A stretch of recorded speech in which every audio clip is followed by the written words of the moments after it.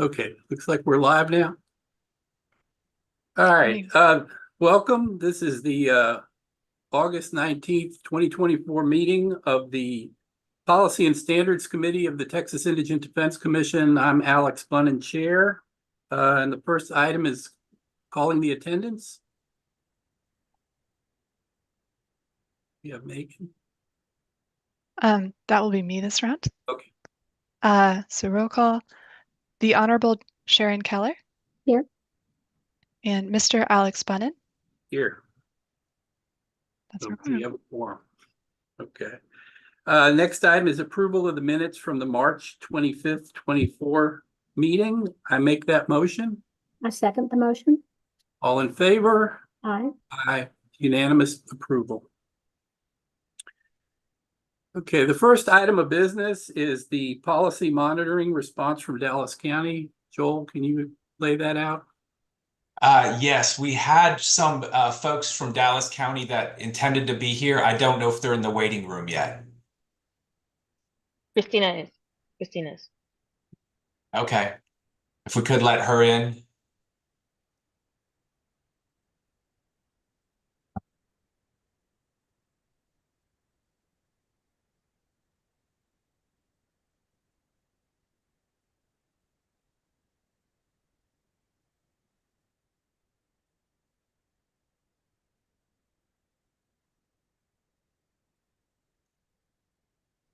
All right, so it looks like we have Miss O'Neill.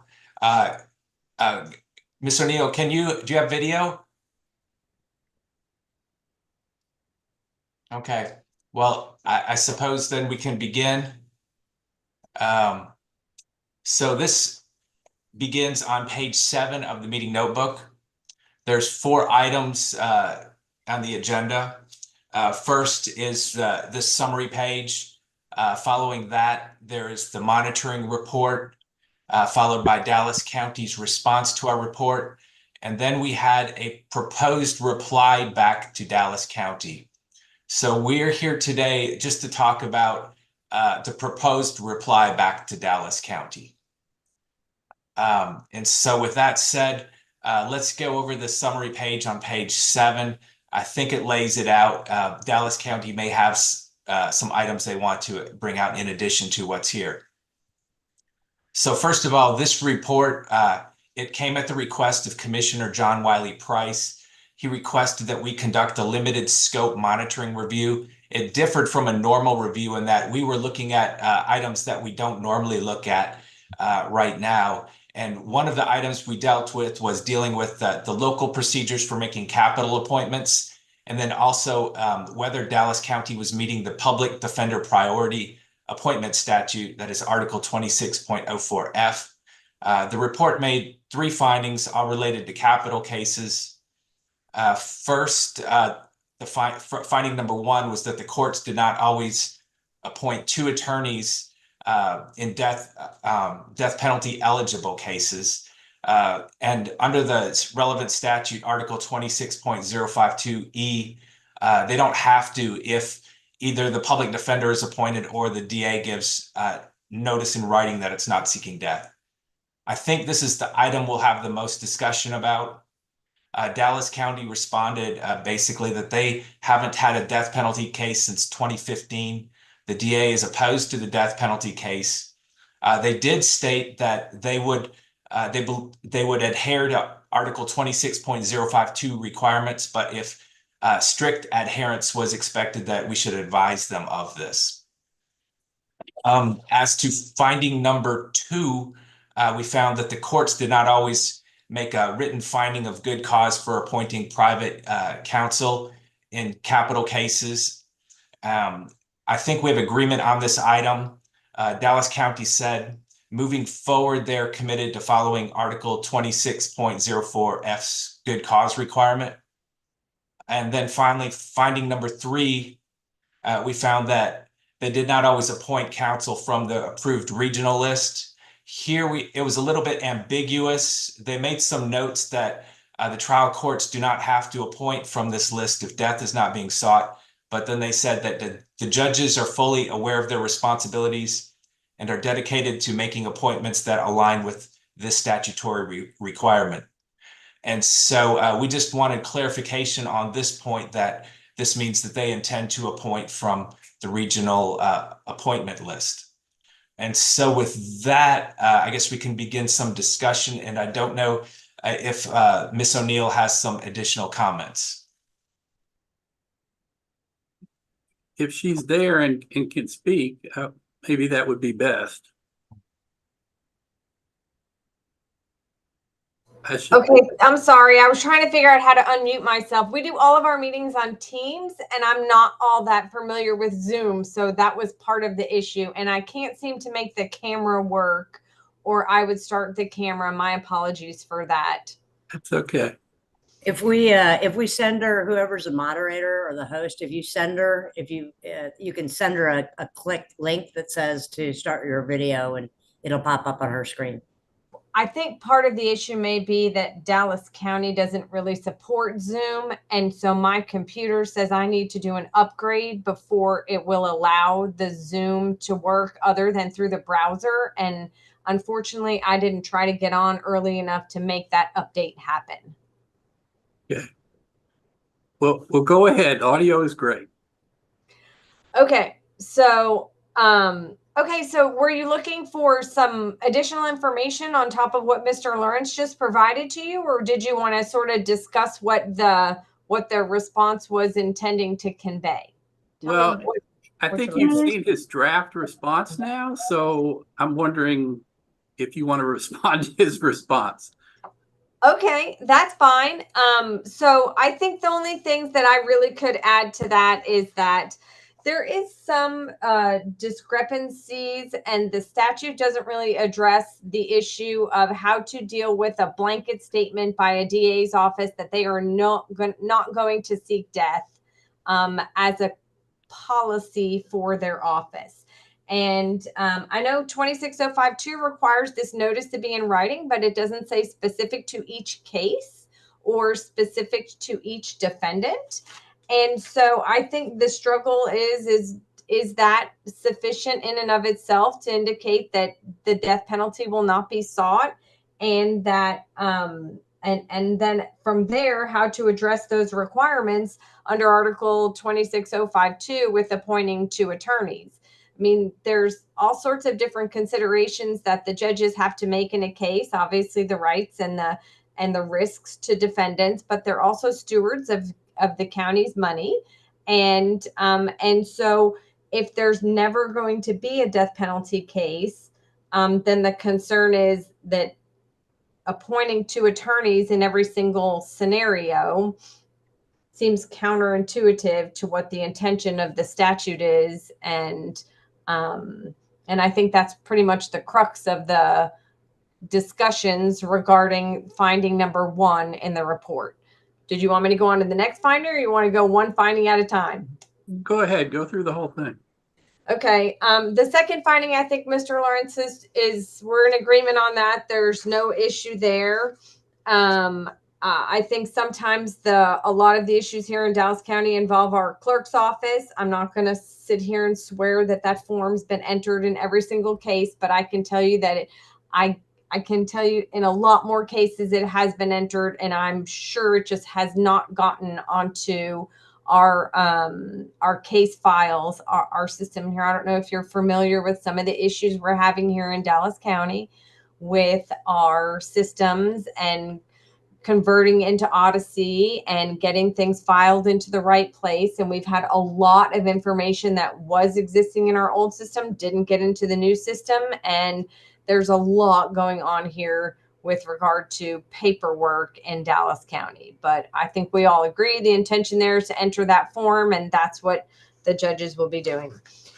On point 3, I think the only clarification I have there is that the judges are not saying they don't need to comply with Article 26052, but there is some case law that does support that it's not error to not appoint counsel from that qualified region list when it's a non-death penalty case.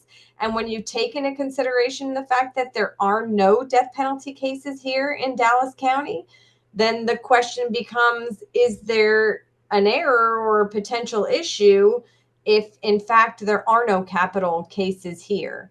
And like I said, the response refers to some case law and some interpretations by the court in this regard. And so I think that the judges were just trying to point out that yes, the statute exists. Yes, the intention is to provide the best representation possible, but this is the state of the world with regard to cases in Dallas County, and it bears some discussion. That's all. Okay, I see we were joined by Judge Huff. Welcome, Judge. Did you want to add anything to Ms. O'Neill? No, what she said is accurately sums up what the discussions have been with the judiciary here. So thank you for that, Christina. And I apologize for my delay. As I explained to Mr. Lawrence, I had an auditor's hearing, salary hearing that I had to do at 1 o'clock today. So sorry for my tardiness. Thank you. Judge Keller, do you want to make any comments? Is Miss O'Neill Christy Dean? No, Okay, who is Miss O'Neill? I work for the judges here in Dallas County. I'm Oh, Chief okay. Judicial Staff Counsel for the criminal district court judges here. Okay. No, I mean, I don't disagree with anything you've said. Except that I wish the DA would make it more, make his position more formal so that these cases could go forward without us having to deal with it. Because, yeah, you're right. It seems pointless to appoint 2 people from the capital list when there's not going to be a death penalty case, but that's what the statute says. Right.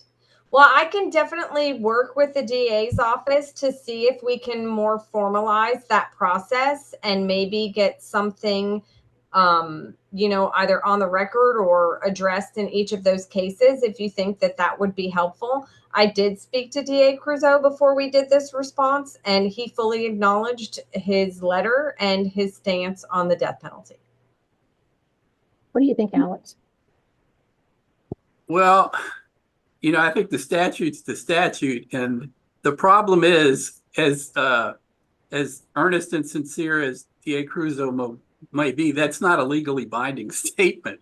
I mean, I've been there where I've tried to hold the district attorney to things they've said, and it's often not a legally binding admission. So I don't know that it would prevent them from a seriously egregious case where he said, oh, I was against the death penalty, but in this case, I guess I have to go forward. And we don't want to be stuck in a situation where someone doesn't have the benefit of 2 lawyers from the beginning. I'm very sympathetic to the idea that it is very cost ineffective to appoint 2 lawyers when a case when everyone looking at the case knows it's not a death case. But I think my district attorney would even be less sympathetic and would never say we're going to take death off the table, because it's a bargaining chip. And that's, whether that's true there, I don't know. But certainly here in Harris County, they would never agree to something like this. So I think the statute's the statute, and it's our duty to enforce it, as expensive and wasteful as that might seem. Judge Medary, I know you're not on the committee, but you're recognized if you want to say something. I kind of agree with you. I mean, I think that it is something that if they go forward with a death penalty case, and you need to have those 2 attorneys from the very beginning. I agree with you, Alex, that it is kind of a bargaining chip, and I can't imagine a DA would do that, but that's really all my 2 cents are right now. Thank you, Alex. Well, so I've been given a proposed motion that we recommend approval of the draft letter, which of course doesn't end it, but it states our position at this point. Could I raise one other issue quickly before we move on to the draft? Go ahead. So, and I know the recommendation in your draft letter is for strict compliance with this statute. So I'm going to ask, what exactly in your mind is strict compliance? Because if I read Article 26052, it says that requirement to appoint 2 attorneys is supposed to occur as soon as practicable in a case. And it refers to the filing of a case. And in the Kirk case, that specifically the time frame they counted was the time period from indictment until the person made their requests for 2 attorneys. So what's the strict compliance? What's the time frame that you're going to ask the courts to adhere to with regard to those 2 attorneys based on the language in Article 26052?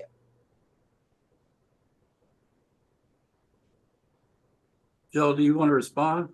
Well, if I could read Article 26.052, the relevant part, they're supposed to represent an indigent defendant as soon as practicable after charges are filed, unless the state gives notice in writing that the state will not seek the death penalty. So it says, it didn't say case filed, it said charges filed. So I would treat this the same as Article 1.051 C, which would give you the 1 or 3 working day time frame. I Now, have to disagree with that. I okay, don't think we should be giving legal advice on this. good point, Judge.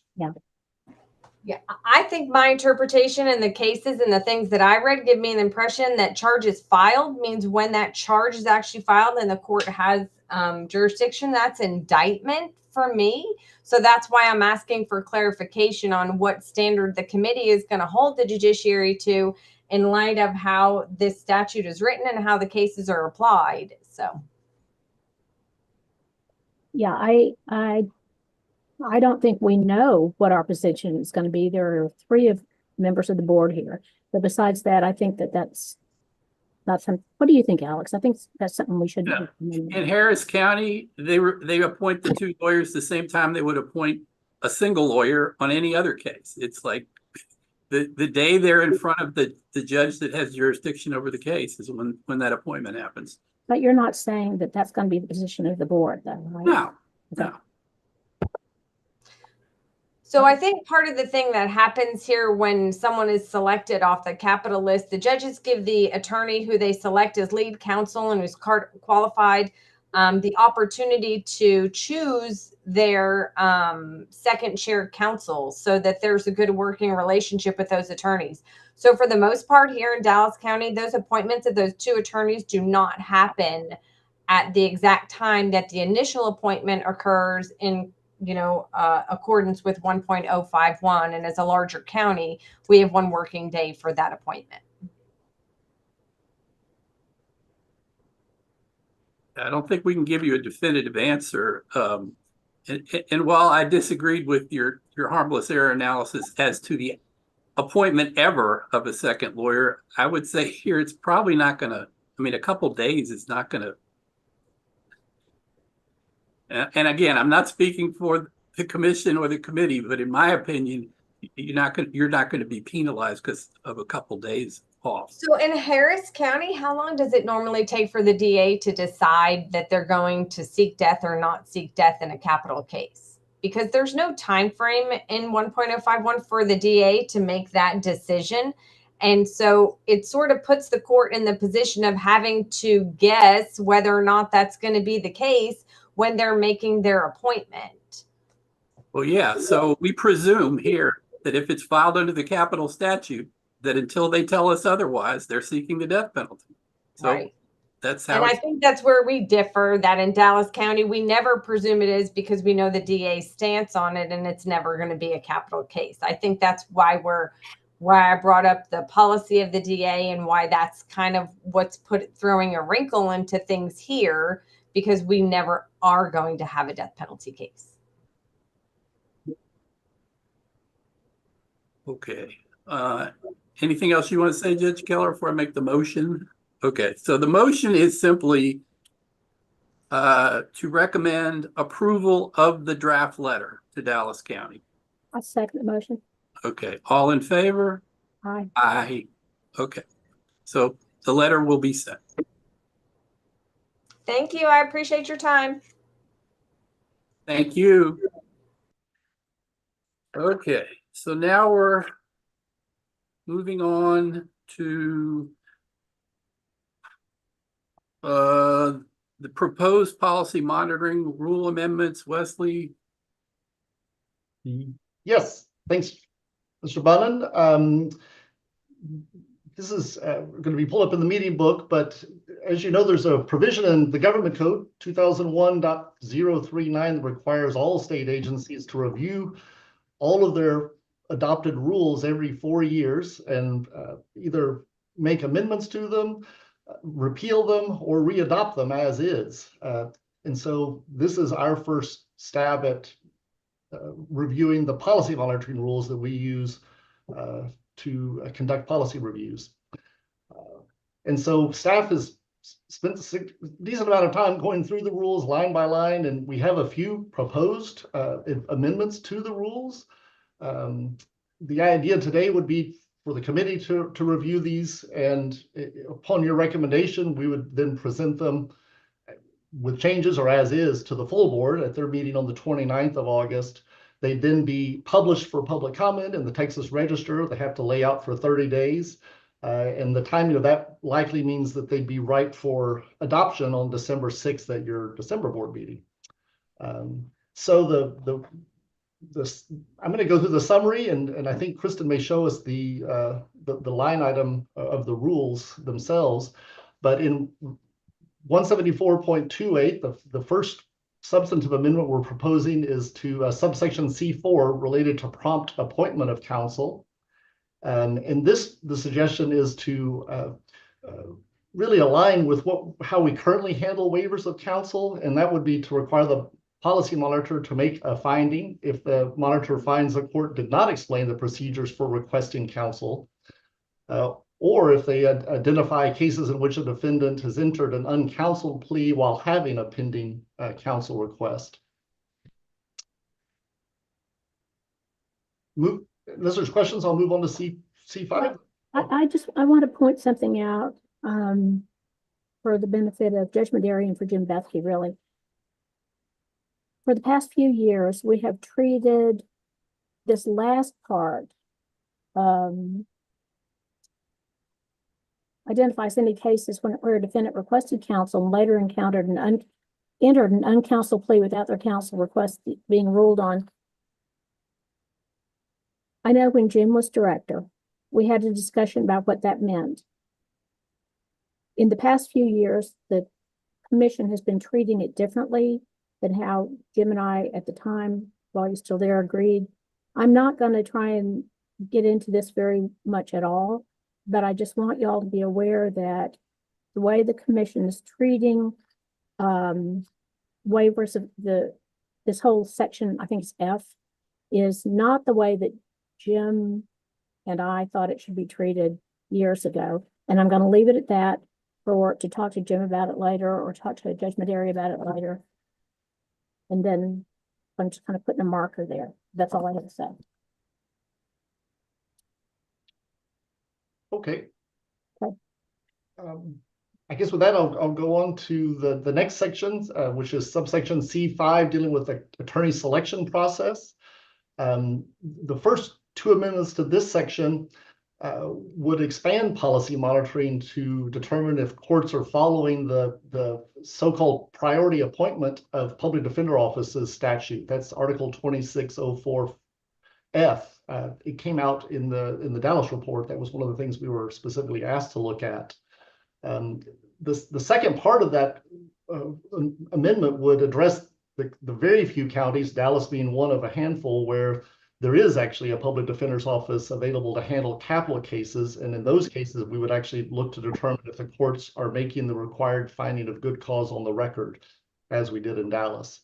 Otherwise, we would just be looking to determine if they're, in general, following the priority appointment statute.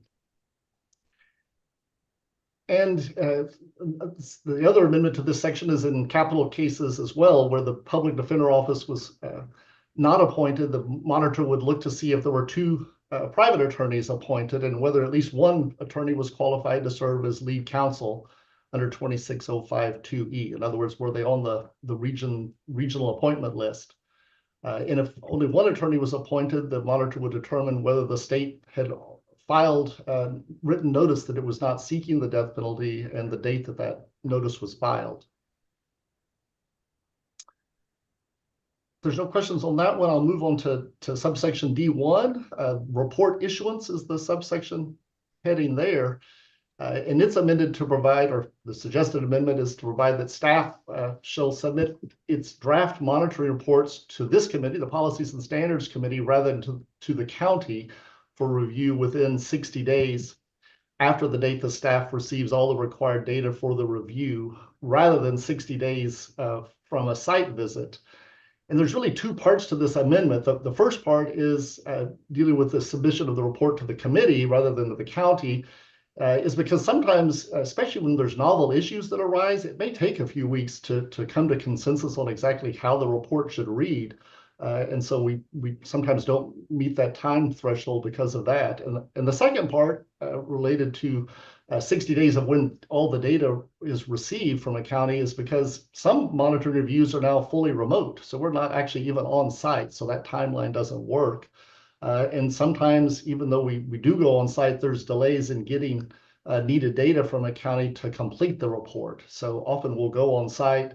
There'll be some additional work that needs to happen on the county's part to submit to us, and that can take some time and is really out of staff's control. So that's the rationale for those two amendments, process amendments, I'd say.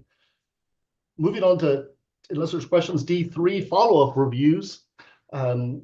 This is would be amended in the case of follow-up reviews. So this is, after initial review, we do follow-up reviews. The timeline for those responses is shorter. It's 30 days with another 30-day extension, which can be granted to the county. Sometimes that's difficult for counties to meet. That's only 60 days. And sometimes they have a hard time getting together, meeting, coming up with an action plan and filing the response. So we would like to have a provision that allows the executive director to approve a longer time period to respond if the county demonstrates extenuating circumstances. And then D4, failure to respond to a report. The suggested amendment here would be to require formula grant payments only rather than all grant payments be withheld if a county does not respond to a policy monitoring report within 10 days of receipt of the certified letter notifying the local officials. And this basically would assure that improvement grant funded programs like public defender offices are not immediately jeopardized if there's a delay in responding. We rarely get to this point, though, to be clear. And then the last proposed change is related to non-compliance in subsection D5. Currently, the only processes specified in this section for non-compliance are to withhold grant funds. The amendment would suggest that the board could require regular reporting of data to determine if the process changes that they're implementing and their impact on compliance when a county fails to come into compliance after multiple reviews. This is something we do with some regularity, and we thought it made sense to include it here. And for instance, at the current time, we're doing this type of reporting. You've required this type of reporting in Maverick and Zavala counties as we monitor their implementation of the changes that they've said they would take. So that's the summary of the proposed rules. Happy to answer any questions. Judge Keller, you had other questions? I just want to say, I know this is a lot of work. It's not easy, and I appreciate the work y'all have done. Thanks, Judge. Anything you want to add, Judge Maderi?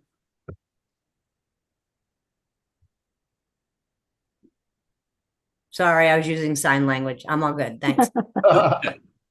All right, then I make a motion to recommend publication of the proposed policy monitoring rule amendments and rule review in the Texas Register.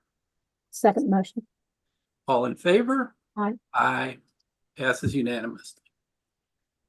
Okay, now we get to legislative proposals. The first is Wesley. Yes, sir. So I'm going to start off covering the criminal and juvenile work group. We have two work groups that happen this time because of our now work in the family representation area, where Crystal's going to cover that. Starting off, though, we've listed the work group members that participated in the criminal and juvenile group, and the members listed are only ones that actually attended a meeting. There were almost no folks invited that did not attend one of the 2 meetings. So we had just excellent participation, several judges, which sometimes is a real challenge for them to make time in their schedules to participate. So we really appreciate all the work these folks did. The meetings were May 30th and August 6th. There were also a number of different sub-work groups that worked on individual proposals, including really a lot of work by the Managed Assigned Counsel Program Directors. That comes up in 2 proposals, as well as a sub-work group dealing with capital appointment processes. Scrolling down the policy, just very briefly, the policy says that the Policies and Standards Committee will review these recommendations and make any of others that it wishes to, and those that are approved by a majority of this committee will be presented to the full board. And so that'll happen August 29th. So we're not too far from that meeting. And at that time, the commission would need to agree by at least a vote of 2/3 or more of the members present and voting to advance a proposal onto the full or onto the legislature. And with that, we'll jump into the actual proposals unless there's any questions. All right. Well, I'm taking the first one. We're going to tag team this, mostly Bill and I. Starting with number 1, you can see this is the whole list of new proposals. There's 10 new proposals that have come through the work group process. There's several at the end that were previously approved that we'll touch on briefly at the end. And then we'll go to the family representation proposals. These are numbered in the numbers that were used at the work group level. So there are a couple of numbers missing. Those were proposals that didn't advance out of the work group. But the first one is really one that was approved and proposed last time, but it got amended this time. And this is to provide in statute for limited scope attorney appointments to represent arrestees at Article 1517 hearings. And the change this time is to include a requirement that the Commissioners Court approve funding for such representation. So that last clause was added really at the request of our county organizations who, during the legislative session when this bill was being considered, there were some county judges who were concerned that it opened the door for judges to make what could be a lot of new appointments if you start providing counsel at every 1517 hearing to every arrestee without any tacit approval, at least, of the Commissioners Court. So the amendment that's suggested would add that the Commissioners Court approves the funding for the representation at 1517 hearings. And this allayed the concerns that the counties expressed as to the original proposal. Happy to answer any questions about this. I thought we'd take these one at a time if you don't want to. Judge Keller, do you have? I do. I'm in favor of this and I like the new wording, but as written, it doesn't make any, and there may be something else in statute. It doesn't address the issue of the defendant getting to keep the lawyer if he wants him. He has to waive his right to first counsel, right? If he wants, he gets to keep him if he wants. Well, the idea behind this, I think, is actually that it would be an appointment for the limited scope of 1517 representation. I don't think you can do that. I think that'd be unconstitutional. Just Well, my head, right? Judge, that's exactly what we do in Harris County. Do you not require waivers? They're told and they acknowledge that is their lawyer for that hearing. The magistrate admonishes them and they agree that they understand that that's their lawyer for that hearing, but our office is appointed in a joint administrative order, which makes our appointment from the time before the hearing until the hearing ends. And at that point, they're going to be, they may get appointed to us, they may not. Well, I like the idea. I like the language. And maybe what you do works and maybe it hasn't been challenged. But as long as they agree, it's probably fine. But the way it's written, you wouldn't have to have their agreement, right? Yeah, there is no way a large county can represent folks at initial appearance and have complete vertical representation, which is ideal, I agree. But No, I agree. I'm not disputing anything you say. I just want to make sure that if this statute passes, some judge doesn't read it and go, well, I'm going to appoint you counsel. And the defendant says, I like the one I have. And this statute says, okay, you don't get to keep it. And I'm not going to be here if it ever gets challenged, but y'all think it's okay? That's fine. Judge, we actually modeled in Bear County kind of what Harris County is doing. Alex, I think y'all were the first, and really, I think we didn't invent it. I mean, it exists in other parts of the country. Yeah. Well, I mean, in Texas, I think you were the first jurisdiction, and then Bear County in about 2015. So we also have a public defender, again, for the limited purpose of the 1517 hearing. And before we provided the grant to Harris County, Andrea Marsh was the executive director of the Fair Defense Project at the time. And we gave her a call and said, hey, if we do this, are y'all going to sue us? And she said, no, because actually it'd be better to have that than not to have it. So I know in Bear County, but we can take a look at the language though and see if we can clean it up a little. What I want this to pass. I don't want trouble down the road. That's all I'm saying. Yeah. Good point. Okay. All right. Judge Madera, did you want to say anything?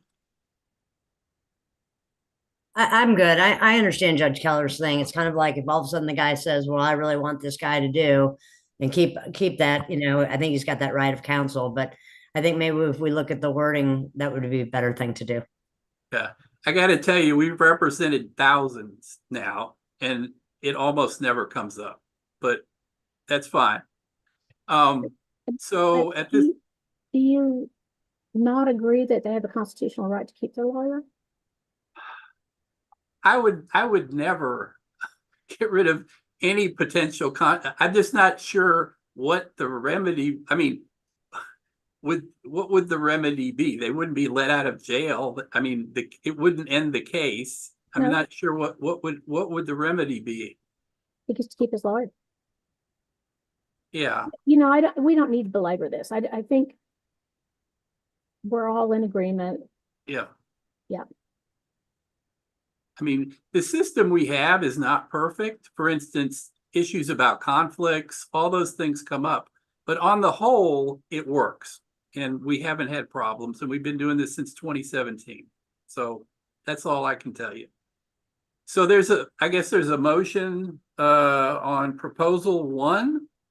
Provide indigent defendants access to counsel for limited scope representation for 1517 hearing. There a second? Second motion. All in favor? Aye. Aye. Okay, so that one moves forward to the full board. The next one, Bill, on MAC program. Good afternoon. Thank you, Mr. Boonen.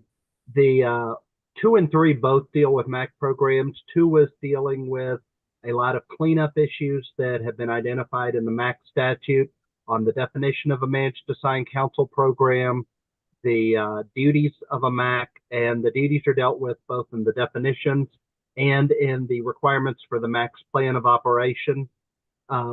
This went through addressing a lot of those issues, and we think dealing with everything that's come up for MACs on their day-to-day operation. Most of them fall under 26047.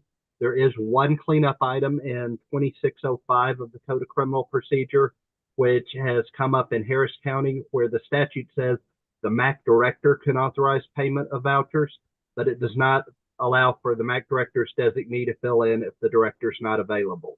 So this cleanup also addresses that piece. The only concern that came up during our work groups was from Laura Angelini, the general counsel for the Bexar County Juvenile Probation Department, who expressed concerns from some of the judges in Bexar County on the juveniles, dealing with expanding the access to juvenile information. The only reference to juveniles in Proposal 2 was actually added during work group discussions, attempting to address some of her concerns, which requires the MAC plan of operations to address how confidential juvenile information would be handled, just so that there's a clear program for each county and everyone knows who would access that data and under what circumstances. Are there any questions on the MAC cleanup on number 2? Yeah, are there any MACs in Texas overseeing juvenile right now? Currently, the Bexar County MAC is. At one point, the Harris County MAC was, and we have prepared planning studies for several other counties that have been looking into it. I don't think we ever got there, but okay. Okay, Judge Keller, you had a question? Yeah, I agree with most of this. I'm wondering why a couple of things were necessary. And on page 64, number 9, well, going backwards, the Commissioner's Court shall require a written plan of operation into the operating program under this article, which must include, number 9, a policy describing the circumstances under which the program may authorize appointed counsel to provide representation in ancillary and or collateral matters to effectuate the constitutional right to effective assistance of counsel. What's the genesis of that? Some of the MAC programs currently authorize appointment of counsel to represent the person in an administrative license revocation hearing on a DWI or on family protection, protective orders dealing out of an assault family violence. The MAC directors wanted to clarify so that it was in their plan of operations that they were authorized to do that, just so that it puts their funding with the Commissioner's Court on notice that that is what's happening, and then to make it clear when it would be done and when it would not be done. Okay, so I understand. And is that something that the Indigent Defense Commission would pay for, the ancillary matters? From the discussions we had, it would be something that would be an eligible IDER expense if it was related to effectuate the representation. For instance, let's say you have an assault family violence case. Mm-hmm. There's going to be a protective order hearing where the defendant may be testifying, and the attorney has the opportunity both to protect the defendant from potential Fifth Amendment issues given the civil context, as well as obtaining insight into the details of the allegations against their client. In that case would be furthering the representation, and we would consider it an eligible expense. Okay, I understand. And number 10, a policy describing, I'm fine with that. The circumstances under which, why is there a need to have the county commissioners adopt a policy describing when the attorney may withdraw and when good cause is established for moving attorney? The need to have a policy dealing with withdrawals, Judge, came from Operation Lone Star, when there were issues reported on compliance with attorneys and a lack of a policy providing a basis for that to be done. Okay, This got was crafted trying to address those needs and cover the different operational models across the state. okay, that's fine.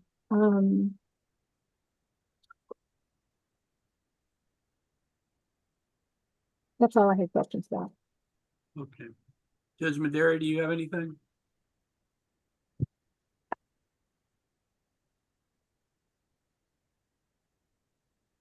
No?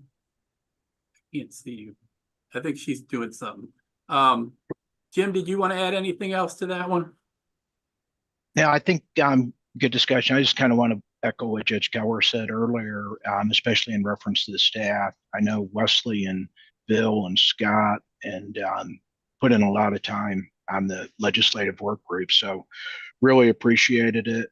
Reference the Laura Angelini's comments. I haven't scheduled a meeting with the judges yet, but I do think hopefully we're getting close. So I'll make sure that I get a meeting scheduled with her and the judges prior to the full board meeting. Okay. Judge Madera, you were gone a second. Did you want to add anything? No. Okay. Yeah, I don't see this as controversial. I mean, these are county employees handling information that other county employees handle. Yeah. So it's not a big, it doesn't seem like a big deal to me. But, okay, so a motion, this is for 2 and 3 separate. 3 is a different one. Okay.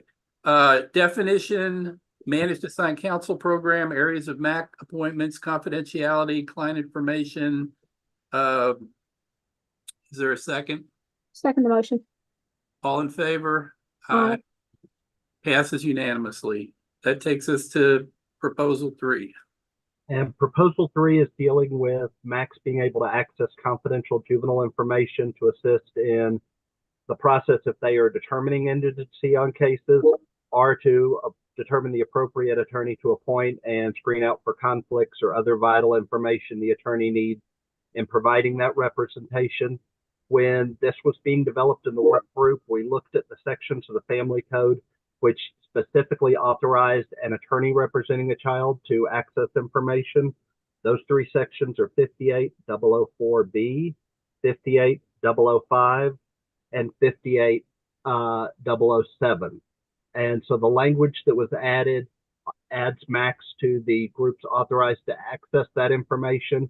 Based on Ms. Angelini's concerns during the work group, these were tightened up further to not just give Max blanket access to that information, but to allow Max to access to the extent necessary if they are determining indigence, or if they aren't determining indigence, then once an individual qualifies for appointment, to appoint the appropriate attorney and get the information to them to begin their representation. Okay. Any comments? Just, what do we? I think the workbook says approaching consensus or something like that. And I might have missed the discussion. Is there consensus on this language, or do we need to approve? What are we voting on? Judge, the group was in consensus on it. Really, the only concern we had was from Laura Angelini, who indicated that Bexar County's juvenile courts and the probation department would oppose. Everyone else was in agreement with it. Well, I like it, but I don't want to I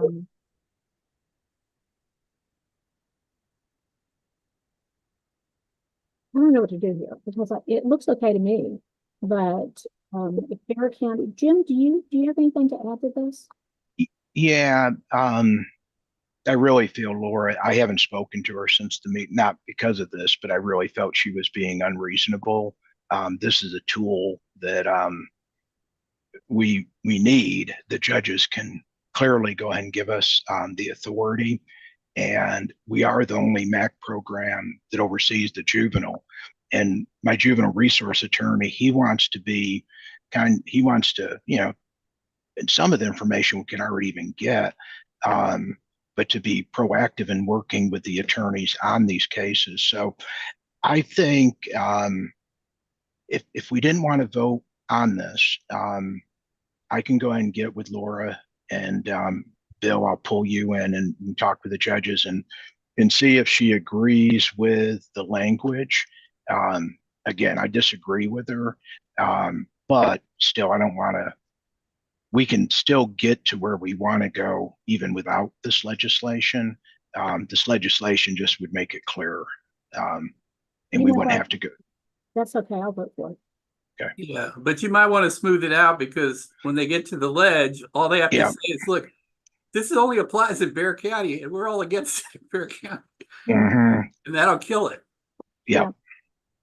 So, Okay, did you make that motion, Alex? So we'll have a motion, MAC access to juvenile info bill. That's number 3.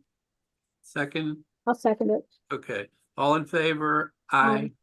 Okay. So approval unanimous.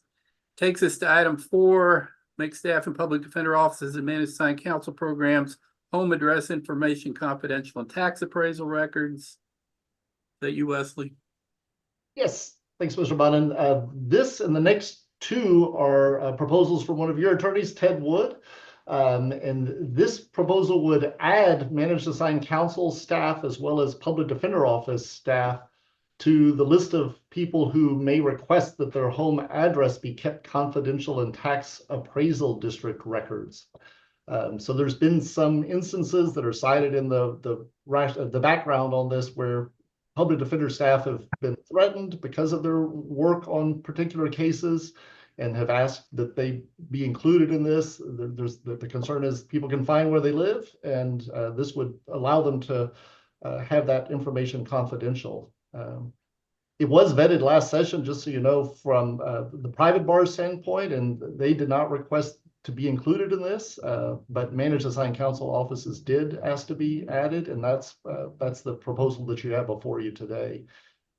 And I believe Ted Wood has joined us, and he's available to answer any questions on this, as well as 5 or 6. I don't have any questions. Okay, I don't even. On 5. I mean, it's 2 separate motions, right? Yeah, so there's a motion for make staff and public defender offices manage assigned counsel programs, home address information, confidential and tax appraisal records. Is there a second? Second motion. All in favor? Aye. Approve unanimously. Okay, number 5. Proposal number 5 is looking at access to driver's license photos or ID photos on DPS records for criminal defense attorneys and their investigators.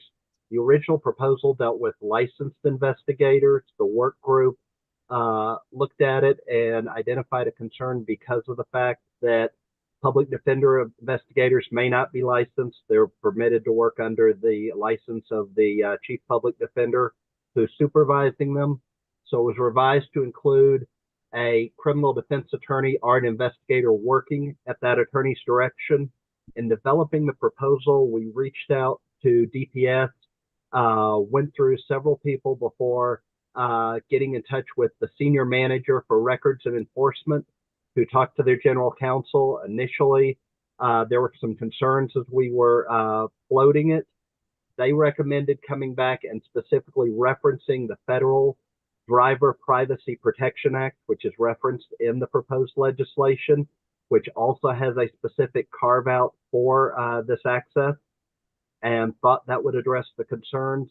Since the work group met and finalized the language, I've reached back out, but I've not been able to get in touch with them to let DPS look at the language one more time, but at least on the concept of it with the DPPA reference, they did not seem to have any significant concerns, other than the fact that during the last session, some of the members had concerns over the amount of information DPS shares with other entities, and wanted us to be aware that that may become a concern during this session if similar issues come up with the members. Okay. Anything, Judge? Yeah, I don't want to vote in favor of this until I hear back from DPS. Okay, all right, so the lacks a second, but it'll go on to the full board. All right, number 6. Number 6 is the third of the proposals from Mr. Wood. There are significant backup materials which we forwarded to you this morning, both research on the actual practice in counties that Ted completed, and also Jesse Tyler prepared a research paper looking at the effect of fees that are collected for appointed counsel on cases and its actual impact on counties. During the discussion with the work group, the primary concern was the potential fiscal impact on counties, which came from the Texas Association of Counties and the Conference of Urban Counties, both of which wanted to also learn more about the proposal and its actual impact, as this would not bar collecting fees from individuals who are able to pay it on appointed counsel, but it would only bar the requirement of repayment of the cost of appointed counsel as a condition of a plea bargain. And to draw out the distinction, we already have a statute that requires the court to do an assessment of present ability to pay before assessing fees. But the practice that's happening and was identified in about 60 counties on Mr. Wood's documentation is that prosecutors are requiring as a condition of a plea bargain before even getting to that assessment that an individual agree to repay the cost of appointed counsel, which could lead to individuals that could resolve cases not being able to get them resolved, cases pending longer, cases going to trial, or potentially non-compliance on probation if someone's not able to pay their fees due to lack of resources when those fees were ordered pursuant to the plea bargain. Well, And again, we've got Mr. Wood and Ms. Tyler here for any questions as well. I had meetings this morning and I haven't read any of the email that's come in relevant to this meeting. So I haven't seen that. My initial thought is, why is it a problem if the defendant agrees to pay? But maybe that material that I haven't read would answer that. I mean, they're being paid under they're paying under coercion. You know, they were found indigent at the beginning of their case, or that finding was put off, but they got an appointed lawyer. And then later, because of either a plea bargain or because the judge simply is not going to review indigency again, is ordering they pay money. I mean, it's in violation of opinions from the CCA. Well, but are you saying that they're required to pay the full cost of the attorney? I know that some judges in the past have required some $50 or something like that. Well, So if they make the finding, that's fine. Okay, well, I was in meetings this morning and I didn't read anything. So I'm not going to vote for this until I get it. Okay, so we'll pass it on to the full board. Okay. Okay, number 8, provide student loan repayment assistance for certain indigent defense providers and prosecutors in rural counties. Who's taking that? I will, Mr. Bunnan, just briefly, by way of queuing up the second proposal that falls under this. This idea came to us from the Deason Center for Criminal Justice Reform. And it's a carryover from last session, a bill that one of our members, Reggie Smith, carried in the House. And they do plan to continue to pursue this proposal, which would provide loan repayment assistance to both indigent defense attorneys as well as prosecutors in rural counties. This proposal didn't reach a consensus, but it did queue up the need for some legislation to implement parts of our commission, the TIDC's legislative appropriations request, which is in item 8A. And I think Scott Ehlers is going to cover that. Thank you, Wesley. Good morning, Judge Maderi, Judge Keller, Alex. So yeah, this proposal number 8, as Wesley mentioned, was brought to us by the Deason Center, which had a bill last session that would have basically added public defenders to the statute that's already on the books to allow for loan repayment for prosecutors. And as you recall, you agreed to, as part of our legislative appropriations request this year, to include an ask in there that would include $5 million for student loan repayment assistance for public defenders and public defense lawyers, including family representation matters too. And so it's our opinion on staff that it's a little awkward and doesn't quite fit to try to put together all of these new groups of lawyers, family representation, criminal defense practitioners, public defenders, into one big pile with prosecutors. And we thought it would be a better idea to have a separate fund, separately named fund dedicated to public defense providers, family representation attorneys, rather than putting them all into one account with prosecutors. So the proposal 8A, what it comes down to is we haven't drafted the language yet. So we're looking for, I guess, support in principle, and we can draft some language for your approval, or you could just, agree to this policy change, and we can draft it after the fact. I leave it to you exactly how you want to handle it. I think we could draft something up by the time the board met in a couple of weeks here, if you'd prefer to look at the language.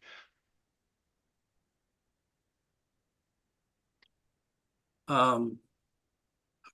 Hey, Judge Keller, do you want to say anything I'm in favor in principle, so tell me what I need to vote for. for the LAR one, right? Yeah. Okay. Well, Just don't have the language, right? Yeah. right. All right. So So- we'll just table it for the board. Okay. Okay. So number 10, ensure payment of expenses for attorneys to meet with defendants held in out-of-county jails. Who's Thanks, got- Mr. Bennett. Yep, that's me.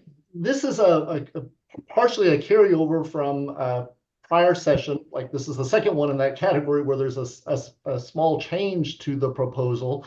So you adopted a proposal last time that would have provided travel expenses to attorneys to go visit their clients held in out-of-county jails. This would add to that by also paying for their attorney time for the travel time to an out-of-county jail to visit their clients. Actually, for the travel time, it's more than 50 miles from the court in which the proceeding will be held, or where the proceeding is pending. So it's both the travel expenses and the attorney time to visit clients that was approved, and there was no opposition to this. Good question. On page 89, 3B, any costs associated with remotely entering into a confidential communication with the defendant. I seem to remember that the last time this came up, we talked about, does that mean paying for a defense attorney's internet and things like that? Because that is a cost associated with remotely entering in confidential communication. And I seem to think we didn't want to pay for that. I think that was related to, if the attorney could communicate with the defendant without actually going, traveling to that out-of-county area, and they had expenses that they had to incur, like paying Securus or some service provider for, like, maybe an expensive video call with their client in that out-of-county jail, that those expenses would be covered. General internet expense, that I agree, that doesn't really make sense as a expense that should be covered for an attorney, but I think it was any specific expenses to communicate short of actually traveling to that site where their client is being held.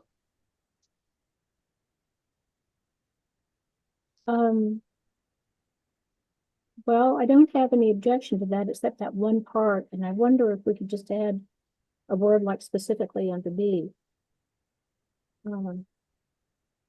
Okay, like any costs specifically associated with remote Something like that, to just make sure that it's not broad. Alex, is that okay with you? That's fine. Okay. Okay. Yep, happy to make that change. And that probably doesn't fix it, but at least it's better. Okay. Okay. So item 10 as amended. So moved. Second. Second. Okay. All in favor? Aye. Okay. 11, capital case attorney appointment standards and appointment processes. This one's mine. It's the first of two that are companion statutes. The criminal or the capital work group spent a significant amount of time looking at the Gervin Hawkins House Bill 1170 from the 88th legislative session to see how to fine tune it, address the concerns which came up during the last session, and really work on improving the quality of capital counsel and broadening the pool of capital counsel to get more attorneys on the administrative lists for the judicial regions. There were a number of changes which were made, which I wanted to highlight out of the prior text of Girvan-Hawkins. The first one is recaptioning Article 26052 to be appointment of counsel in capital murder cases rather than in death penalty cases, to emphasize the fact that it applies to both cases where the state seeks the death penalty and where the defendant is facing only life without. The second one is to require the administrative region's capital selection committee members from the local bar and criminal law board certified practitioner to have capital defense experience. It would require all 9 members of the statewide capital defense training and standards committee to have experience with capital murder cases, and for the defense attorney representatives appointed by TCLA and TIDC's executive director to have experience defending capital murder cases. It removes the prohibition on an employee from the Office of Capital and Forensic Writs being named as a member of that statewide capital defense training and standards committee. It clarifies the prohibition on prosecutors or law enforcement serving on the committee only applies to a prohibition against current prosecutors or current members of law enforcement. It adds adds a requirement for the committee to look at setting standards for capital caseloads to their charge. It authorizes the committee to determine, and this was one of the areas that the subgroup worked very diligently to come up with language that we thought would work. Obviously, we need something broader than the current criteria for inclusion on the administrative region capital list. The decision was to let the committee of experts that's made up of the members named by TCDLA, by TIDC's executive director, the head of RPDO, a capital practitioner at the public defender's office to determine what applicable experience would substitute for actually having been a first chair on a capital case. And then to set those standards such that they can be used by the PJs in screening people to be added to the capital representation list. It also clarifies one of the other concerns was attorneys in a lot of areas don't know what they're going to get paid for their work on capital cases. And so there were 2 other fixes to address the concerns, both with the actual fees in the jurisdictions and with vouchers if there are adjustments made to them. The first one requires hourly rates for first and second chair to be included in the indigent defense plans required under 2605. And then the second one, because some PJs are very much on top of the voucher appeals, others have a lot on their plate in addition to them, would require for capital cases those initial appeals to go to the statewide training and standards committee to review and make a recommendation to the PJ, that the PJ could then either approve in part, or reject and make its own findings, but that it would help to facilitate with appeals when vouchers are reduced on capital cases. So with that, I think that's the highlights of the changes in Girvan-Hawkins and the major areas in proposal number 11. I have a couple of questions. Go ahead. I don't understand how this is going to how this is supposed to increase the number of attorneys taking capital cases. Seems like it would make it smaller. Well, it keeps the current criteria that exists now, Judge Keller. The change that broadens it is the criteria being set by the statewide training and standards committee. They may well look at it and say, if you've tried 10 life without parole cases, maybe it's a habitualized sex case, or maybe you've tried 10 habitualized cases. You've done enough work on preparing mitigation, on intensive investigation, working up cases, that you know what you're doing to effectively provide representation on capital cases. Okay. The challenge that's come up repeatedly is part of what we heard about from Dallas. Most counties allow the first chair to choose their second chair. And typically when that happens, the first chairs choose someone else who's on the first chair list. which shrinks the capacity of the list. And it also doesn't grow our number of capital qualified attorneys across the state, because we're not getting someone who might meet some of those criteria that would be a second chair to then work on a case and try that case and become qualified. The other area that they may identify as additional experience is someone who provides representation on a capital case as a second chair right up till the eve of trial. Currently, they wouldn't qualify to make the first chair list. The statewide standards committee may determine that that's enough experience. You've worked up the case, you've made the arguments, and ultimately you've secured a plea to a sentence of life without parole rather than going to trial, that you've got sufficient experience to provide that representation. So you're saying that they could loosen the requirements to get on the list? But they Correct. could tighten They would. too. They are not, as it is written, they don't have the authority to tighten it other than potentially in setting caseload standards for how many capital cases you should have at one time. Well, that would But tighten they it. can determine what equivalent experience would be, so that it would be consistent across the state for someone who may not have been a first chair on a capital case that could qualify to be a first chair under the revised criteria. Okay, well, I don't know if this is a comment about this proposal or maybe the next one. Let me see. But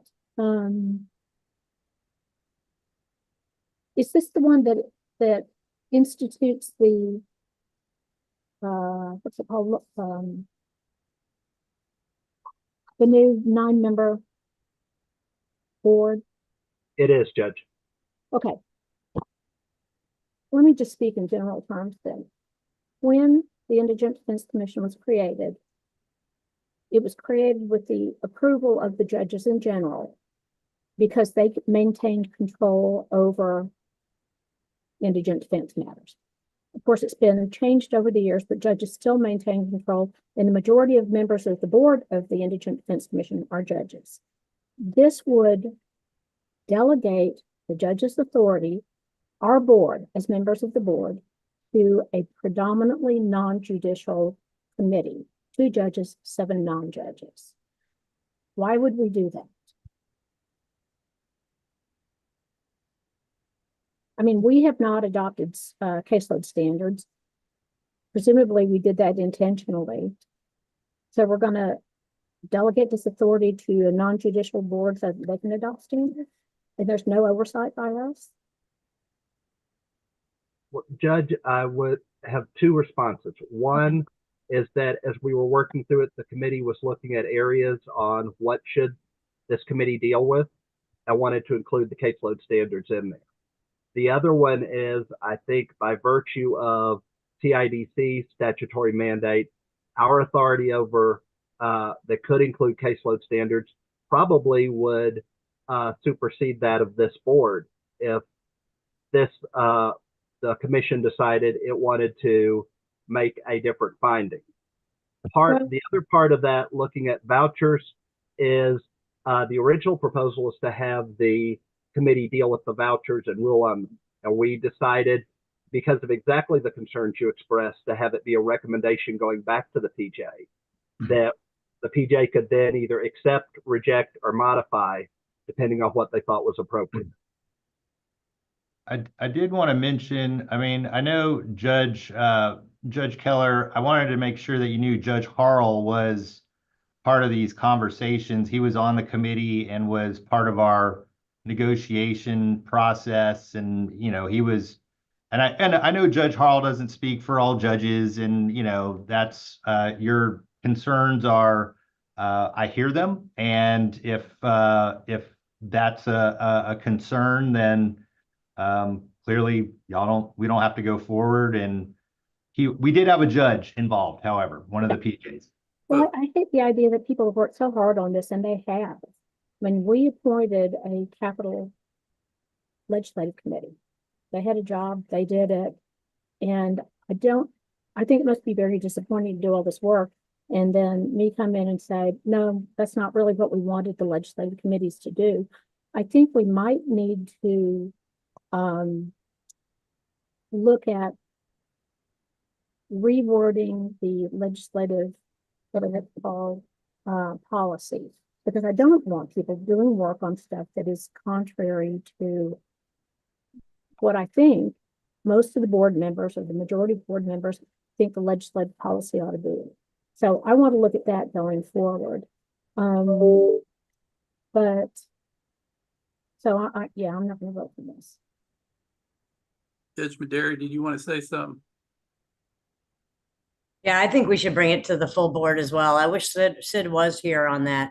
And then I have another question. And when you said it was going to be taken back to the regional presiding judges, is your thought that each regional presiding judge is going to make that decision, or the RPJs are going to decide on it altogether? Judge, just to clarify, Judge Maderi, you asked about on the vouchers or on the lists themselves? Lists themselves. The list, all that the committee would be doing is setting that alternate criteria, alternate experience criteria. That would still rest with the PJs to then determine what they're doing with their list, and then have applications, review the applications, have their local committees that the PJs appoint, and work like it currently does. Okay, so what my thought on this, it would be, Alex and Judge Keller, is to hopefully maybe Sid can be available to chat with us at our regular meeting coming up in August, and kind of give us some thought on that. I think that would be great. I think I that'd be agree. helpful. Yeah. Yeah, that would be great. I don't want to reject this out of hand. I'd like to talk to Judge Hall about it. And just to share, he did want to be here today. He was hoping to join on his lunch break, but he's in the middle of a capital murder trial. Okay. All right, so then we move on to 12. Are we in the same boat there, or? Moving on to 12 is a whole lot shorter. It was trying to look at a lot of the challenges that came up during our discussion on the Dallas monitoring, and trying to deal with the issues where the local practice may be not to appoint or not to seek death, but there may not be a filing from the state. The committee looked at a number of things, including having a deadline by which the state had to file a notice of intent to seek death. It looked at concerns about potential separation of powers. It went back and forth a great deal. For each of our committee meetings, Judge Harrell, Ray Keith, Ben Wolf, Christina Dean, and our staff were present. I emailed with Shannon Edmonds back and forth several times as well. And the committee's recommendation was to modify 26052 based on the fact that the legislature defines offenses and defines punishments. And that under the modification, the legislature would determine that if an individual does not receive capital qualified counsel under 26052, then they are not eligible to receive a sentence of death. It would become a life without parole automatically. The other concern was that if there were to be a late notice of intent to seek death filed, the court then appoints counsel to be sure that attorneys would have sufficient time to prepare that case. And looking at the experience of our defense practitioners, their recommendation was that it probably would take 3 years from the time of appointment. So modeling on the current language in the Code of Criminal Procedure that allows an accused and an attorney 10 days to prepare for trial from the date of the appointment of counsel or from the date of a change in the charging instrument, A2 was drafted that counsel appointed in accordance with this article is entitled the 3 years to prepare for trial in a death case following appointment to the case. It was the effect of this that person's not eligible for the death penalty if counsel is appointed in compliance with this article. What does this article say? It's 26052, Judge, which lays out the requirements for death qualified attorneys. Okay, well, but if counsel is appointed after not initially being appointed, he can get the death penalty? Then they would have counsel that, yes, Your Honor, short answer. but he has 3 years from appointment. Correct. I don't know, maybe it's just the way it's worded, but I think it is inviting litigation. Because the two sections sound a little bit inconsistent. I think I won't vote for this because I have doubts about it. Judge Madeira, do you have a comment? No, I actually couldn't hear Judge Keller at the very end. I'm sorry. I said I think that A1 and A2 seem to be a little bit in conflict because A1 says he's not eligible for the death penalty. A2 says counsel gets 3 years. I said I think it's inviting litigation. No, I think we bring it to the big board and see what they say. Okay. Okay. Just for the record, I would have voted for all these things. Okay. But that's a tie anyway, so it doesn't Yeah, matter. You're just saying. So the next are the previous 13 through 18 were already approved by this committee and the full board back in 2022. They just didn't get acted into law. Do you need Bill to go through them all? Unless the committee would like us to, we're just going to suggest, since they've all been approved and there are no recommended changes, that they be approved this. Okay, I make that motion. I'll second it. All in favor? All right. Aye. Okay, so we're through those and we're left with the Crystal Family Protection Representation proposals. Yes, good afternoon, everyone. Batting cleanup here with a brand new topic for everyone. Fun. So as you know, we had our first legislative work groups for family protection representation. We had a meeting on May 30th and then a subsequent meeting on August 1st. The materials for this start on page 119 of the PDF of the book that y'all have. And we had pretty good engagement for this being the first attempt at this. We had almost 30 people attend at least one of the meetings, which I think is pretty good. We also had multiple sub work groups convene. Each of the 3 proposals that are before you today all had their own sub work group. So we initially had 9 proposals go before the committee at the first meeting, and we've brought 3 before you today. This was our first go around. I think our group is learning how this process works. But on page 121, we've got the 3 proposals that are going to be presented to you for consideration. So the first proposal that we have before you is to require Texas counties to follow a statutory fee schedule requirement specifically for family protection representation. I have that noted as approaching consensus because we had almost everyone on the group okay with it, except for one person had pretty clear objection to it, and that was Rick Thompson with the Texas Association of County Judges and Commissioners. So this proposal, what it essentially does is section 79.0365 of the government code. So that's one of the new sections that was enacted after SB 2120 when we got all of our new responsibility. It requires that counties submit a fee schedule to TIDC every other year, basically when we do plans for the counties. And we've now collected this information from the counties. We collected it back in 2021 and again in 2023. And what we learned through that collection effort was that the fee schedules, some counties don't even have one. Some counties are only using their criminal fee schedule, which is a bit interesting. And the reason why it's a little bit confusing is when you look at the actual law, it's not clear. So this proposal is essentially, it's a cleanup bill to make the law more clear. So the way the law works right now, if you go to section 107.015 of the Texas Family Code, and that's subsection C of that section says that attorneys who are appointed to represent children or parents are required to be paid according to a fee schedule.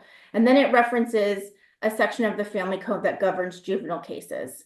And then that section references Article 26.05 of the Code of Criminal Procedure. So when you follow the path, and you get to the final ending of that law, it leads you to the Code of Criminal Procedure, which is not tailored at all to family protection cases. As you all know, it's clearly written for criminal defense cases.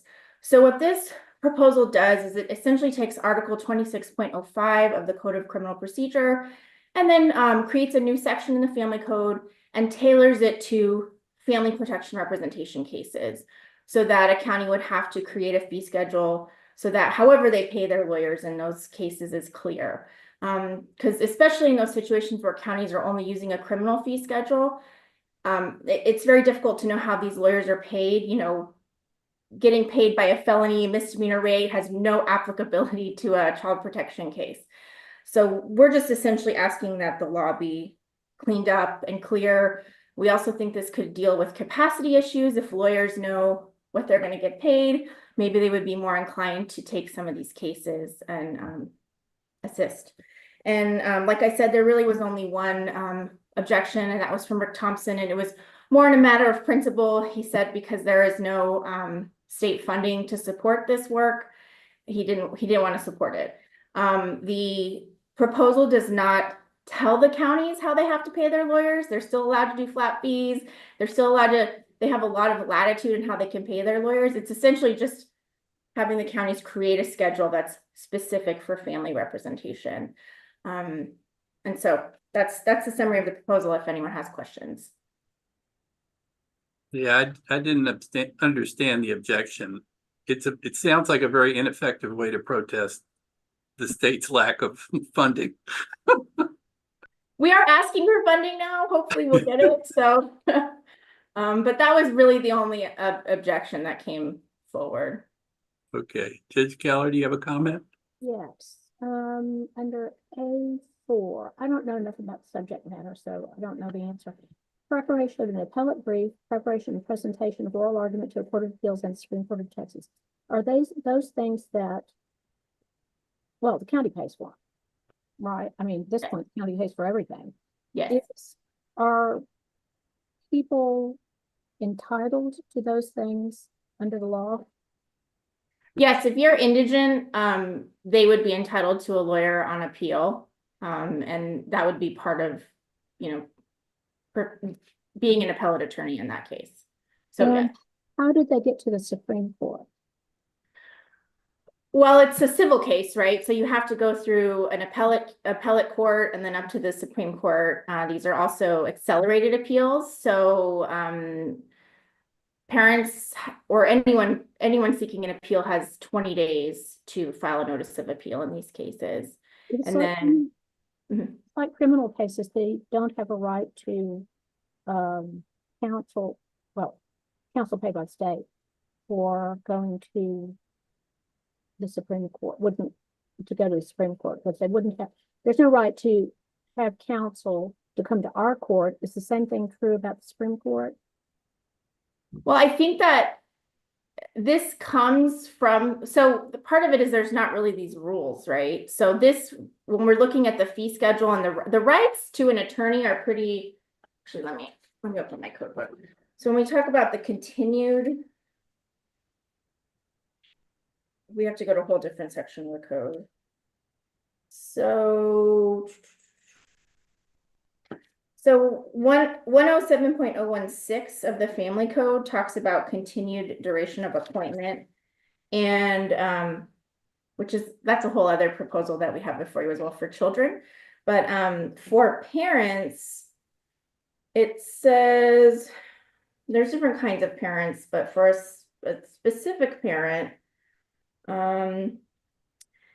it says an attorney appointed under the subchapter to serve as an attorney ad litem for a parent or an alleged father continues to serve in that capacity until the earliest of the date the suit affecting the parent-child relationship is dismissed, or the date all appeals in relation to any final order terminating parental rights are exhausted or waived, or the date the attorney is relieved of the duties or replaced by another attorney after a finding of good cause. So I would argue that Section B would say it could go through to the Supreme Court because it says all appeals in relation to any final order terminating parental rights. Well, it sounds like you might be right. I'm sorry to do this, but I'm going to have to spend some time on that, because if there is an implication that this requires counties to pay for someone to go to the Supreme Court of Texas, and that's not already a provision under the law, which you may be right. I don't think we should be paying, requiring counties to pay for somebody to go to the Supreme Court unless it's already required. I think it's required, Judge. I mean, in general, how practice goes, usually parents, if they're indigent, they will keep their lawyer all the way through all appeals. Even if it does go up to the Supreme Court, a lot of these cases do go to the Supreme Court. Maybe that's why. Yeah, I think I just need to look at it. I'm not gonna say no. I'm gonna say no at this point, but I'm not saying no in general. I just need to look at it more and learn some more about it. Okay, I would approve as is. Okay. We'll table it and go on to the next one. Thank you, Mr. Brennan. Okay, so the next proposal was originally numbered as proposal number 6. This comes from Barbara Elias Percival, who's the executive director of Texas Lawyers for Children. This proposal is an attempt to address a pretty significant issue of attorneys for children not visiting with their child clients. So what this proposal does is it requires at each statutorily required hearing under the Family Code that a judge inquire if the attorney has visited with their child client. And I will also just say that's already a duty in the Family Code. Attorneys for children are required to meet with their child clients before a hearing, or if they're under 4, at least meet with their caregiver. And that is found in section 107.004D1 is where that requirement already exists. Attorneys are supposed to tell the court if they've met with their child client or if they need good cause for whatever reason they couldn't visit with the client. This does put a little bit more responsibility on the court to specifically inquire of the attorney at each hearing about whether or not they have visited with their child client, if they've met the requirements of that 107.004D1. And then there's also some requirements for if the attorney has not visited with the child client and does not give cause. So the attorney is allowed to still give good cause, right? If they don't visit with their child client, like let's say they got really sick or I don't know, there was a family emergency and I just couldn't do it, there's still some wiggle room for good cause. Now, if the attorney just doesn't visit and doesn't have good cause, then this proposal would also require that the court the attorney has to start doing remedial measures to fix the problem, which is essentially visiting with the child.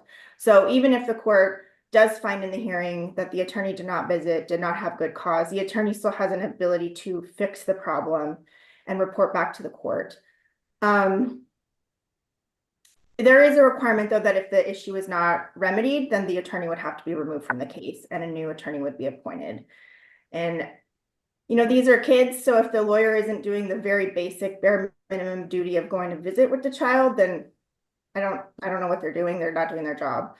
There was some objection to this proposal from some private attorneys, Mark Briggs, who's out in El Paso and Far West Texas, also Courtney Pardue Wheeler, who handles a bunch of different counties kind of in the middle part of the state and out to the east. They were concerned that on lists where the lists are very small, this would create a situation where they no longer have enough attorneys, that they won't have people to cover these cases if you make this requirement. And then another attorney, Julia Hatcher, who works out of Galveston, she wanted to see a very formalized notice and hearing to remove an attorney. She did not feel that the current process proposed in the current proposal was enough, that there needed to be full notice and a full hearing like we would for other types of litigation. Was there a judge on the work group? No, well, no, there were 2 judges on the large work group, Judge April Probst and Justice Margaret Poisson out of the Harris County Court of Appeals. They were both on the large work group. We didn't have any judges on the sub work group though for this one, unfortunately. Okay, well, I'd like to see what the judges who are appointing counsel think about this, because I'd like to see whether they think it's a problem and why they aren't appointing a counsel. I mean, why they aren't making sure that the child is visited. Because this imposes a duty on the judges, and I don't want to do that without talking to the judges. Right. They do have a lot of duties they're supposed to follow at these statutory hearings. You know, they're supposed to make these inquiries. This would be one more. But during a CPS case, there's these hearings that occur, you know, there's the initial hearing shortly after a child's removed, and then there's a statutory hearing, which is about 60 days later. And then there's called an initial permanency hearing, which is about midway through the case, 6 months. And then subsequent hearings after that, always required by law, and they're not even really contested hearings. And the court does have to make certain inquiries at all of those hearings. They're supposed to be. I'm not against this. I just, until a judge weighs in and lets me know what they think about it, I'm going to set it aside for the moment. Okay. I will say Judge April Probst, it was on the work group. She did express much concern to many proposals. Actually, some of them never even made it to you because of some of her concern. And this was actually one that Judge Probst did not, never expressed any concern to me about. Maybe she's the one I need to call. Uh-oh. Yeah, she's in the Child Protection Court of Taylor County. And I will say, she actually, some of the proposals that did not make it to y'all because of Judge Probst's concern are because of capacity issues. Because of what? Capacity issues, Oh, like okay. we don't have enough lawyers kind of thing. But she's at the Child Protection Court of Taylor County. Okay, thanks. You're welcome. Judge Maderi, did you want to say anything? Okay. No, I'm good, thanks. Okay, and I'm sorry if I missed you. You drop off my screen whenever there's something up there. I forget. That's okay. Okay. The other thing, I just had one quick question. Judge Probst, what court is she on? She's in the Child Protection Court of Taylor County. So she's in one of those Office of Court Administration Child Protection Courts. So there's a group of courts that there are associate judges, employees of OCA that generally cover regions. And she's covering Taylor County. Yeah, I appoint them. Judge Keller, you might want to also reach out to Carlos Villalone. He is one of our child protection courts, and he leads he's just an outstanding guy. And he is, I can get you his number if you'd like, but he leads all the numbers and he's awesome. That's great. I will add Judge Villalone was invited to the work group. He's been CC'd on every email. He has not attended, I'm guessing just because he was busy, but we have sent him these things with an opportunity. I'm putting it on my to-do list. Thanks. Crystal, you want to try the last one? All right, now the last one, this would require the continued appointment of an attorney ad litem for a child who's in the permanent managing conservatorship of the Department of Family and Protective Services. So the way things currently work are, so CPS cases, when they first start, they're under temporary orders. So a lot of the action that we hear about and read about in the news, that's happening under a temporary order. All those hearings we were just talking about, those statutorily required hearings, those are all under a temporary orders phase. Once a case finishes, so either a parent's rights have been terminated or they're severely limited in some kind of final conservatorship order, the case is considered legally finished. But because the child is in the conservatorship of the government, they don't have a human person who's their like parent. It's the government. They're in what's called permanent managing conservatorship. So when they're in permanent managing conservatorship, because they don't have a human person who's taking legal responsibility for them, there has to be continued hearings, continued oversight, continued review. And the long-term intention is that children eventually exit the care of the department through some adoption or conservatorship to another person, right? Not DFPS. The way the law is currently structured right now, and this is in the 107.016 of the Family Code. Again, that's the continued appointment section.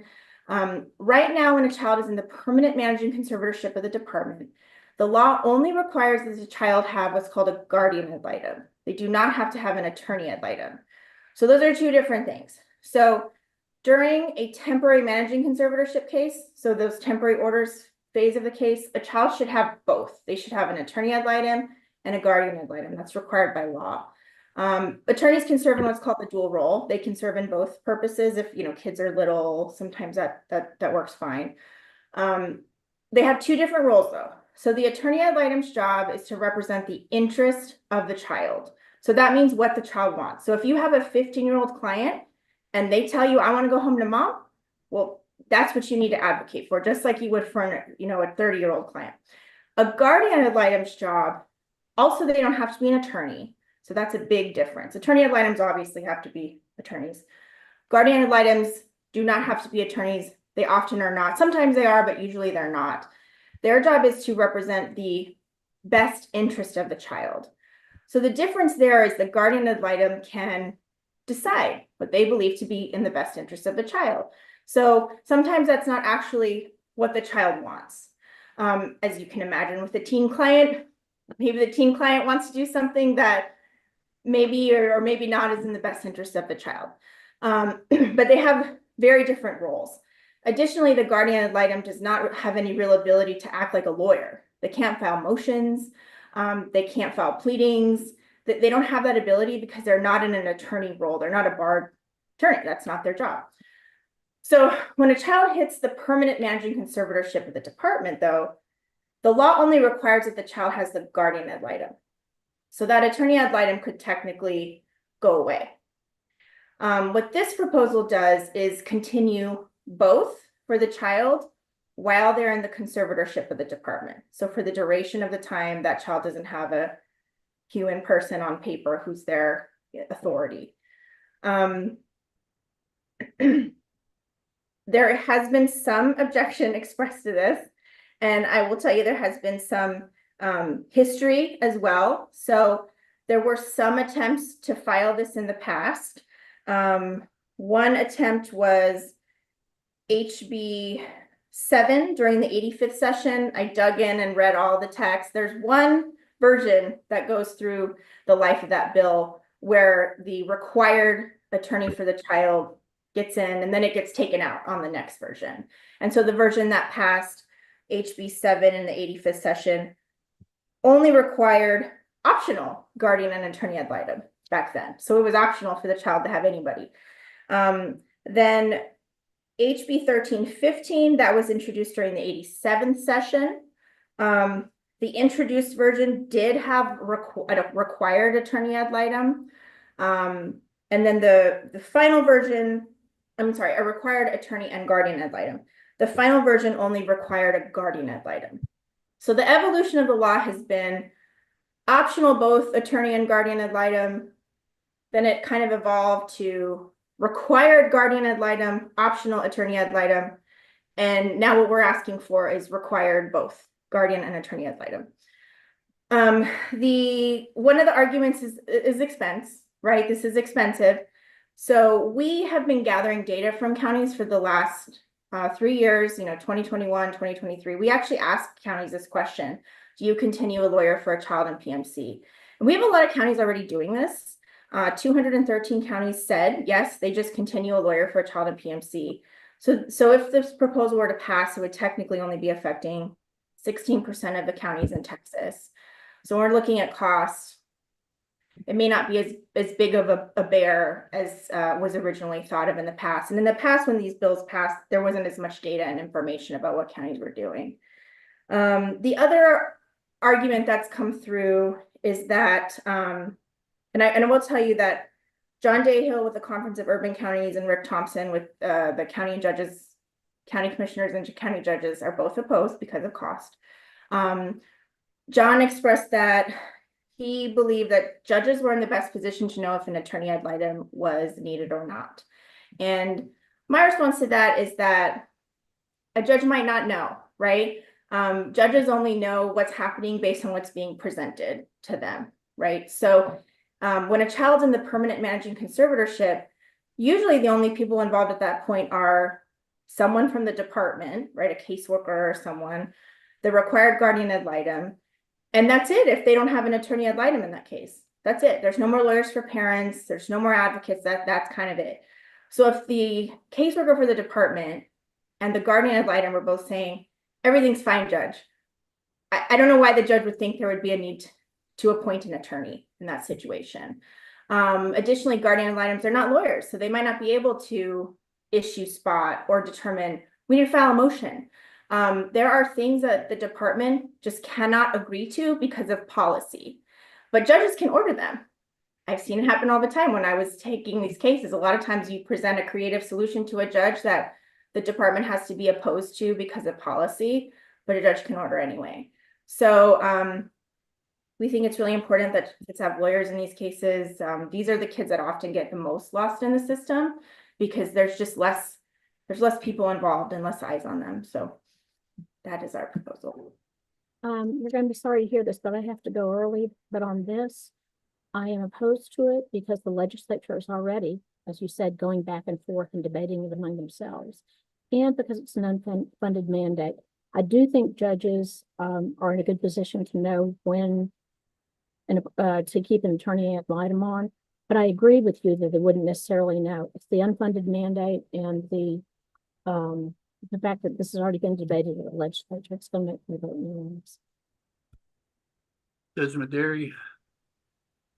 Well, I mean, I kind of agree with Judge Keller, right? I mean, if it's already going back and forth on that, I mean, I think our judges do know what's going on. I do, Crystal, understand your concern, right? Because, you know, we're busy, right? And so we only get to hear what's in front of us at times. But I think if the legislature is going back and forth on this, then I think that we need to kind of hold up on it or talk to more judges. Okay, I'm for it.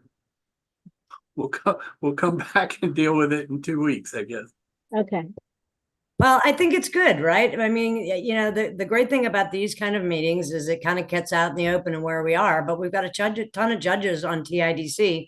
So we might as well reach out and, you know, get everybody's opinion. I mean, mine's not always the best in the room, and my opinion is meant to be changed as well. I want to do what's the best, right? And on the first two proposals, I'm not a no. I just need to look into it. Okay. All right, that's all we have. Thank you. Any other business? All right, then I guess we can adjourn. Okay, thanks, y'all. Thank See you you. in a couple of weeks.